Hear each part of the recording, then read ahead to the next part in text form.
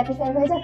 ওকে, চলুন first question করবো হচ্ছে আমাদের বাড়িতে সবথেকে ইম্পর্টেন্ট ডিরেকশন কোন দিক? আমাদের বাড়ির সব থেকে ইম্পর্টেন্ট ডিরেকশন হচ্ছে নর্থ ইস্ট, কেন কি এটা ঈশান কোণ। তো ঈশান কোণে বাস্তুদোষ হলে অনেক রকম সমস্যা হয়, সেই জন্য ঈশান কোণ is one of the very important direction. Okay, second question হচ্ছে মানি অ্যাট্রাক্ট করার জন্য আমরা কি করতে পারি?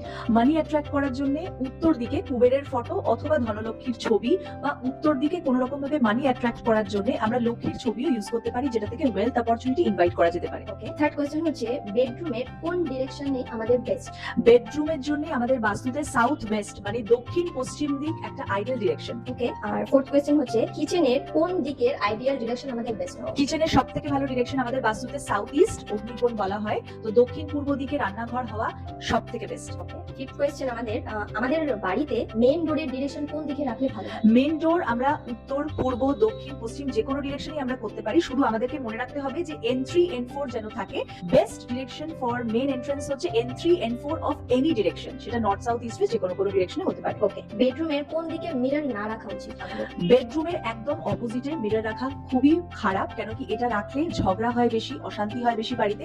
যদি কারোর বেডের একদম অপোজিটে মিরর রয়েছে তো সেটাকে কভার আপ করা দেওয়া যেতে পারে অথবা রোটেশনও করা যেতে পারে। ওকে, বাস্তুর জন্য আমাদের বাড়িতে কোন প্ল্যান্ট ভালো রাখা যাবে?